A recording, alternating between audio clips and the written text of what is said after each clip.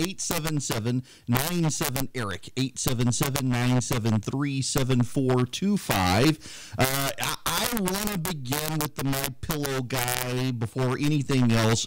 You need to stick around today, though, because we need to do a deep dive into some of the Georgia politics behind what's going on with the governor and not shutting down the entire state. I'll do that later when we've got a couple of stations due to contract requirements that they can't pick us up immediately. So I want to make sure everybody's on board before we go down that rabbit trail. But I told you this was going to happen. Before we get directly into My Pillow, I told you this was going to happen. I told you that when the president's approval rating started going up, the media would start complaining about the press conferences. Here's Chris Hayes on MSNBC. Entertaining, in part because he is combative, in part because he does lie, and you can catch him in those lies and hold him accountable, but that doesn't make for an effective public health response. Yeah, that's why he's bragging about the ratings. It's obviously above my pay grade. I don't make the call that we take them or not, but it seems crazy to me that everyone's still taking them when you got the My Pillow guy getting up there talking about reading the Bible. That's what offended them, by the way. He got up there and quoted scripture. They're upset about My Pillow guy, Mike Lindell, quoting scripture. If you know his story, maybe, well, no, they would still be upset about it. We'll get there. Bear with me. Here's Don Lemon. I have said I don't think that you should really listen to what he says. You should listen to what the experts say. I'm not actually sure, if you want to be honest, that we should carry that live. I think we should run snippets. I think we should do it afterwards and get the pertinent points to the American people, because he's never, ever going to tell you the truth. And guess what he's going to do? If you ask a question that is a legitimate question, and if he doesn't like the question, he is going to say, whether you're being mean or not, or whatever he wants to call it, he's going to say, that is a mean, nasty question. Why? Because he wants his base to think that the media is being mean to him and they're attacking him. It is all a plot. It is all orchestrated. And if you can't see it, I don't know what you're looking at. So, you know, it's obvious. It's transparent to me. This has become, those press briefings have become his new apprentice. They've become his new rallies. And he treats the press and the media as if he's talking to the people in his rallies. Have you ever heard the President of the United States speak? He speaks about the same way to everyone. The president is always rallying. The President of the United States will call me at home. He hasn't actually called me. Maybe I should not present tense. He's called me several times at home in the past year. And more often than not, if I answer the phone, and it's not his assistant, who was Madeline, and he's got a new assistant now. If he calls me from a cell phone, typically what happens is he says, "It's your favorite president." It's actually very endearing. He's a very, very likable person, one-on-one. He really is. You know, I've been up to Trump Tower before and spent a lot of time with him in his office, interviewing him. He had a book come out. I was working for a company that had published the book. They wanted me to go do an interview with him, live streamed on the internet. This has been several years ago. He was a very, very nice person. And he's always like that. I mean, the Donald Trump, and you know, this is, by the way, this is the big difference between Donald Trump and Joe Biden, is that the Donald Trump of 2020 is the Donald Trump of 2016 is the Donald Trump of 2011. The Joe Biden of today is not the Joe Biden of 4 years ago. There clearly is a mental slowdown with Joe Biden as he's aged in a way there isn't with Donald Trump. And you can like him or not like him, you can hate him or not, but I think objectively it's true. I mean, the Joe Biden interview on MSNBC was painful. I didn't even ask Charlie to get it for me because Charlie would have had a complete meltdown had he had to listen to it. But I found the RNC circulating the clip, so I just bookmarked it on Twitter to play for you. Listen to this. This is Joe Biden. This is Joe Biden on MSNBC giving an interview. And in order to avoid those very high numbers, we have to do at least several things. One, we have to depend on what the president's going to do right now. And first of all, he has to wait till the cases before anything happens. Look, the whole idea is he's got to get in place things that were shortages of. That were shortages. he's looking at his notes the whole time. But you can't see this on radio, but he's staring down at a piece of paper, and he'll pop up and he'll talk, and then he'll look back down at his paper. I don't know, I like Joe, but I mean, I feel like his campaign is elder abuse at this point. In any event, the media, I told you, the moment the president's polling went up, there would be a complete meltdown of the White House press corps over the idea of covering this, and not just the White House press corps, the media in general. And it turns out that that Jeff Zucker from CNN has dictated that they will continue to cover the press briefings, and people at CNN are whispering to liberal reporters at the Daily Beast and elsewhere, I just can't believe Jeff Zucker's doing this. This is a ratings ploy. Hello, this was the network that did the nonstop, world-to-world, multi-week coverage of the missing Malaysian 777 that allowed Don Lemon to speculate that a black hole had swallowed up a Malaysian airliner.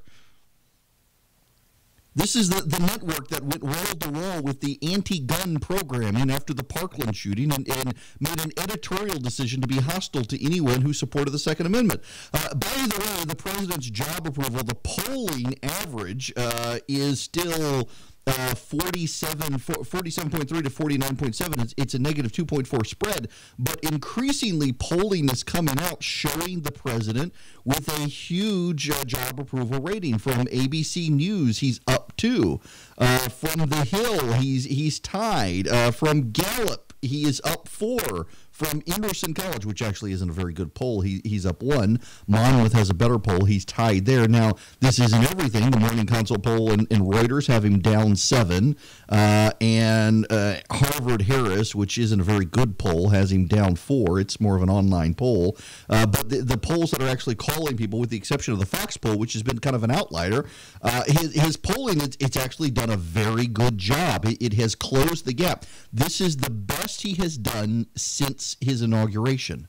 And now the media is having a meltdown. Well, they're not just having a meltdown at him. They're having a meltdown about yesterday's press briefing. The president trotted out Mike Lindell. Mike Lindell, if you know anything about the guy, I do not have my pillow.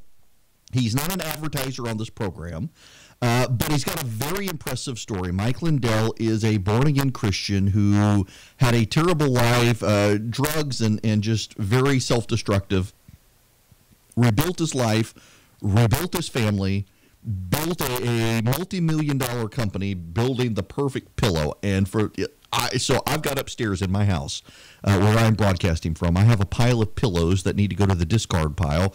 My wife and I go through pillows. As I've gotten older, I've become pickier about pillows. I want to sleep very well at night. I work very hard. I work nonstop. I want to sleep well.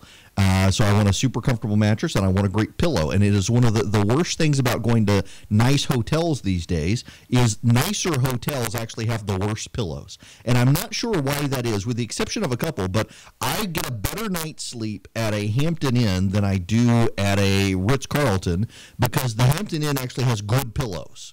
They don't spend a lot of time getting the artisan plucked down goose pillow that goes flat as a sheet of paper at night. No, I want a pillow that I can sink my head into that supports my neck, and you get that from a Holiday Inn Express, and you get it from a Hampton Inn. You don't get it from a Ritz-Carlton. But as an aside, I don't understand some of these high-end hotels now that they have terrible air conditioning in their skyscraper buildings, and then they pile you under a hen and a goose on top of you with their comforter, so you sweat to death at night, and the air conditioner never gets cold enough to cool you down underneath it. I've actually I was staying at a very nice hotel in Atlanta, and I finally got fed up with the water pressure, the bad pillows, and sweating all night, even though it was a fancy hotel with a fantastic bourbon collection. And so now I stay at the Hyatt, which is still a nice hotel, but you don't sweat to death at night. They got a better air conditioner. The bathroom's not as nice, but I would much rather get a good night's sleep. I'm sure first world problems. I get it. Not that I can stay at a hotel right now, but nonetheless, my pillow, apparently a very comfortable pillow. And so the president invited Mike Lindell. That last week, you will recall, the president had the pharmaceutical manufacturers there. And the pharmaceutical manufacturers were talking about how they're stepping up and they're doing testing and they're making new tests. In fact, Abbott Labs now has a test that's out that'll be priced the same as a flu test. They're going to ramp up production to several million of them. You can get the test results in under an hour to find out if you're positive for COVID-19. They're spreading these out to the healthcare sector right now and then out into the public public sector, the private sector, and beyond out to the public to be able to test at home. And the media was okay with all of that, but they resented like hell that Mike Lindell, and I didn't mean for that to rhyme, it just did, they resented that Mike Lindell was at the White House press conference yesterday because he has a small business that makes a pillow that is very successful and advertises on conservative media, and he's decided to shut down pillow production right now to make masks for first responders. He's converted his entire company, which, by the way, New Balance tennis shoes is doing the same thing. New Balance has suspended production of masks suspended production of shoes to make masks. They've got American manufacturing facilities, and they're making masks. You know who's not doing that? Nike. Nike, which has outsourced everything to communist China and has refused to ever take a line critical of communist China. Nike's not doing this, but the American manufacturers like New Balance, they're making masks for first responders, and so is this guy, Mike Lindell, a small businessman who cares about his country, but he had the audacity to bring up God at the White House yesterday. Okay, well, MyPillow is a U.S. vertically integrated company which has been forced to adjust to the changing business environment as a result of the pandemic. MyPillow is uniquely positioned as a U.S. company that functions as a manufacturer, logistics management distributor, and direct-to-consumer. Given our current business lines, we are experiencing the effects of this pandemic firsthand. But MyPillow is done. We've established an internal task force which is monitoring future needs of companies across the country as a result of this pandemic. And given our position, we've begun to research and develop new protocols to address the current and future needs of U.S. businesses across multiple sectors. How companies are going to prepare themselves when they once again open up and changes to their current operations in order to adjust to future threats and pandemics. MyPillow has designated some of its call center to help U.S. companies navigate the many issues that resulted from this pandemic. We've dedicated 75% of my manufacturing to produce cotton face masks. In 3 days, I was up to 10,000 a day. By Friday, I want to be up to 50,000 a day. I'm proud to manufacture our products in the United States, and I'm even more proud to be able to serve our nation in this great time of need. Thank you, Mr. President, for your call to action which has empowered companies like MyPillow to help our nation win this invisible war. Now I wrote something off the cuff, if I can read this. This is where it goes downhill for the media. By the way, they didn't like that first part either. This guy was clearly nervous talking to the crowd. Given his background, you can understand why. But this is what really got under the skin of these reporters. God gave us grace on November 8, 2006. To change the course we were on. God had been taken out of our schools and lives. A nation had turned its back on God. And I encourage you to use this time at home to get back in the Word, read our Bibles, and spend time with our families. Our president gave us so much hope where just a few short months ago, we had the best economy, the lowest unemployment, and wages going up. It was amazing. With our great president, vice president, and this administration, and all the great people in this country praying daily, we will get through this and get back to a place that's strong. Yeah, they really didn't like that. He dared to suggest that God saved us from Hillary Clinton. You know, if I were him, I'd be having a private security team. He and God both may need some protection. Oh, man. Wind up like Jeffrey Epstein coming after Hillary Clinton. Seriously, the media, they were livid. This guy suggested that God saved us from Hillary Clinton.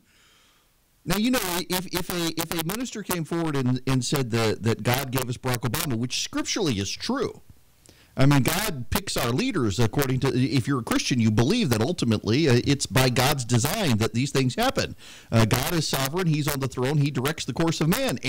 But they absolutely melted down that he said that. They didn't like the fact that he was up there. But, you know, it's one thing for liberals like Don Lemon or Chris Hayes to take these positions. It's one thing for them to be taking these positions. But what I find really interesting is the executive editor of CNN, an Atlanta-based news network, also was dripping with disdain for this guy. Now, you can say that's expected, but I want to spend just a moment on the implications of that when we come back. News and in-depth analysis from Erick Erickson, live 5 days a week.